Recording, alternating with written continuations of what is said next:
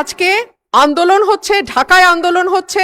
মাননীয় স্পিকার, আপনার মাধ্যমে মাননীয় মন্ত্রী মহোদয়ের কাছে আমার প্রশ্ন, এইচএসসি পরীক্ষা চলছে এবং গত ৩-৪ দিন ধরে আবহাওয়ার যে অবস্থা ছিল, বৃষ্টি এবং পুরো শহর, শুধু তো ঢাকা না, ঢাকা চট্টগ্রাম সহ বড় বড় যে শহরগুলো, সেই শহরগুলো পানির নিচে তলিয়ে গিয়েছিল। আমাদের শিক্ষার্থীরা অনুরোধ করেছিল পরীক্ষাটি একটু পেছানোর জন্য, কিন্তু এই সিদ্ধান্ত নেওয়া হয় নাই এবং যে কারণে আজকে আন্দোলন হচ্ছে, ঢাকায় আন্দোলন হচ্ছে। আমি মাননীয় মন্ত্রীর কাছে প্রশ্ন রাখছি, এইচএসসির মতো একটি অত্যন্ত গুরুত্বপূর্ণ পরীক্ষা, যেটার উপর নির্ভর করে আগামীতে একটা ছেলে বা মেয়ের ভবিষ্যৎ কোন দিকে যাবে, সেরকম একটা পরীক্ষা, এবং ফিজিক্সের মতো কি বলবো, one of the most important subjects যেটা সায়েন্সের জন্য, মাননীয় মন্ত্রীকে দয়া করে বলবেন যে কি সমস্যা ছিল পরীক্ষাটি কিছুদিনের, 2 দিনের জন্য বা 1 দিনের জন্য পিছিয়ে দেওয়ার। ধন্যবাদ মাননীয় স্পিকার।